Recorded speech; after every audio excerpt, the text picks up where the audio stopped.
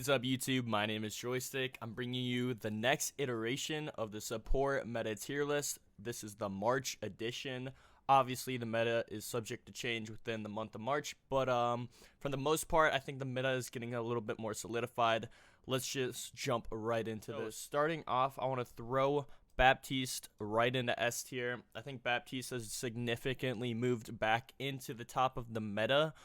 I mean, obviously, putting a hero S tier, they have to be pretty good.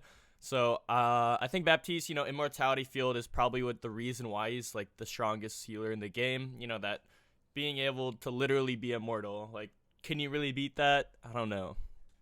But, like, other than that, Baptiste has that really strong AoE healing, that burst healing, not to mention the fact that he can do insane DPS by himself. He's basically a DPS if you play this character right. You can do a lot of damage as well as healing, especially with his ultimate.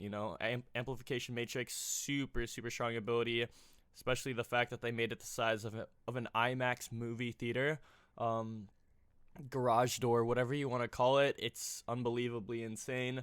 The amount of damage output you can put like in front of your team and basically just delete everything in the way. So really good tool for like stopping an engagement or engaging yourself. You can either use it on yourself or use it on your team depending on like your positioning and how you like to play Baptiste, but otherwise this character is insane in the rush composition.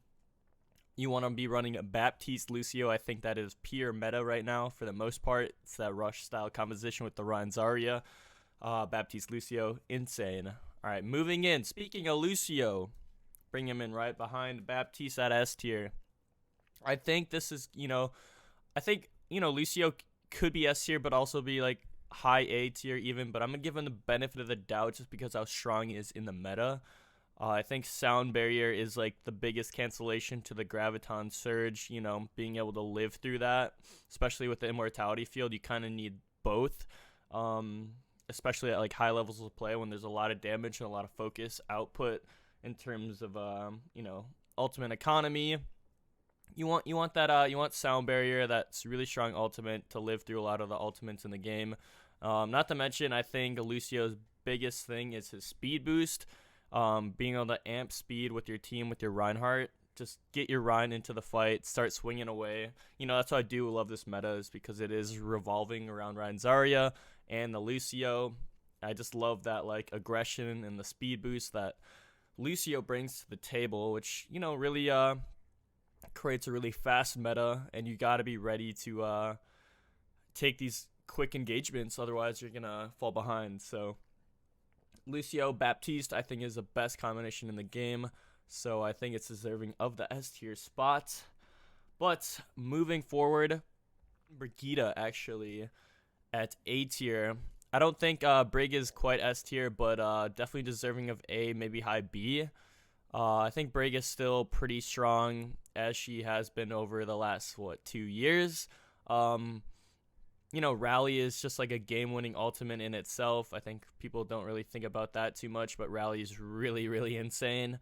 The fact that you can pack your teammates with that armor and provide a lot of healing with her Inspire, especially if you're running that Brawl composition. I think Brig kind of can slot in with Lucio if you play that rush style really quickly. Brig Lucio or the Baptiste Brig is still really good, just because you have the lamp just for like a pseudo kind of like sub like defensive ult, and Rally is kind of almost a defensive ult but not quite there.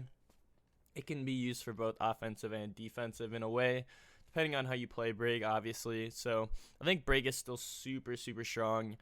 But definitely can get countered if the enemy team is running that Baptiste Lucio. You got to be really careful running Brigitte. I don't think she's good on like all maps, and definitely not super insane against that Brawl comp mirror, if you get what I'm saying. So definitely a little more situational. So beats here, I'm gonna bring in Ana. So Ana, I think, is also like, I feel like every other healer moving on forward is gonna be situational compared to like meta. So Ana is definitely one of those where I think she's really strong if you're depending on the composition you're running. What I've noticed is if you run a Winston Zarya, like Ana's really really good. Because the nano boost onto the Winston is crazy. You can get crazy value with that. I think that's probably like one of the best nano targets in the game right now is the Winston. Obviously you can run it with the Reinhardt. Nano Rein is good if you're good at hitting your shots with Ana, you're getting good nades, getting the anti-grenades, and then not to mention you got to be hitting your sleeps too. Like if you're getting dove on, if there's like a tracer on you or something, you got to be hitting these sleeps consistently. Otherwise, I think you might as well be running Baptiste at that point. Baptiste is just a better Ana in most situations. So, but depending on your skill and your experience with the character, I think Ana can definitely find a lot more value in terms of like anti-grenades and like hitting that nano boost onto like different targets, and finding that value compared to what you could have on Baptiste. So Ana is situational. I don't think she is amazing, but still strong if you have a lot of experience. If you're pretty new to the game, I would just pick up Baptiste. He's just insane right now, right? Compared to Ana in retrospect. But don't get me wrong, I think Ana's a little bit underrated, not played enough, but certainly situational and deserving of B tier, I would say. I'm bringing in Mercy right behind Ana. Mercy, I'm kind of giving her the benefit of the doubt, giving her B tier, because like I think she kind of gets mostly owned / rolled against like the brawl comp, right? You don't want to have a Mercy if the enemy team's running Baptiste Lucio and your team's running a Mercy. Your DPS better be popping off and hitting shots. That's all I'm saying. You better have that either a Pharah or Insane Echo or Insane Ashe with hitting like all dynamites. Otherwise, Mercy is basically useless right now.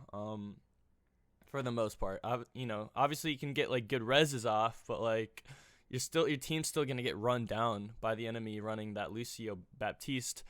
Just that full aggression composition. I think Mercy really thrived in the last couple metas because the game was a lot slower, and people were more focused on getting picks, and people were more focused on like that poke. And the game has changed a lot. The game has really changed a lot, and I think a lot of Mercy mains are getting shocked by this because they don't know what to do as soon as they get run down. Do they swap to the Lucio? You probably need to. Or you need to swap to Baptiste, right? Or you need to make something happen because Mercy just can get absolutely smoked if the enemy's running the meta composition, right? So be careful when you pick Mercy. Nowadays, I think she's more situational, good on like high ground maps, Watchpoint, Gibraltar, Nimbani, stuff like that. It really depends on what your team is running, actually. So if your team wants to run Brawl with Ryan Zarya, I do not recommend running Mercy at all. So be careful with that. I'm going to bring in Zenyatta at C tier. I think Zen is definitely falling down the ladder in terms of meta. Zen used to be like S tier a couple of videos ago, but Zen is falling down just because this fast style Brawl composition, this rush is just making its way into the meta. So Zen really just gets run over as well. Even if like you're running like Winston Zarya, you can just dive the Zen for free. It should be a free kill. So Zen is really, really situational, like beyond situational at this point. I think he's like not even a good pick. But if you are good at Zen, there are compositions you can run like double shield, Baptiste Zen. It's really high damage. But like that, even that can be countered pretty quickly. So I would say, if you're a Zen main, not all hope is lost, but I think Zen is definitely on the downward trend, which I think people are recognizing pretty quickly. So you might as well just swap, to Lucio Baptiste and then automatically start winning the game. That's just how Overwatch is, kind of meta-based, so be careful when you're running Zen, obviously. I've said the last couple of heroes here already because, the meta is becoming very, very apparent that it is like rush style, that Brawl composition. You want to be really, really ready for that. And this one kind of surprised me. You'd think that Moira would be really strong with the current meta, but actually she gets pretty countered and her healing isn't like as up to par as you'd think it would be. she just doesn't have like her ultimate doesn't really do a whole lot in terms of like, is it defensive, is it offensive, you know, how good is she at sustaining your team? And like, you might as well swap to Baptiste, you know, like why would you play Moira over Baptiste at this point, you know? It's I feel like Baptiste is just a really oppressive character with that immortality field, and like Moira kind of doesn't even shine at all. So I've seen people try to run Moira with like the Lucio, and still just no, it just doesn't work. You just don't, either not enough healing, not enough sustain, and at the end of the day, you're gonna run out of healing, and then you don't have an immortality field, and that's where Baptiste really comes in hot, because as soon as you run out of heals, you gotta roll load or something on Baptiste, throw it on the immortality field, your team is saved, and you can live through that fight and maybe through the rest of the brawl.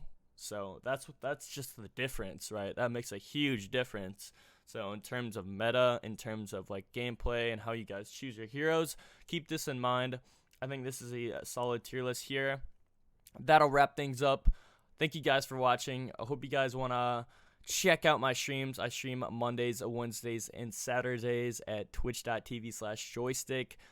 Just recently changed my name from Joystick OW to actually just Joystick. I am the Joystick now, which is pretty awesome. So thank you guys again for watching, and I'll see you guys in the next video.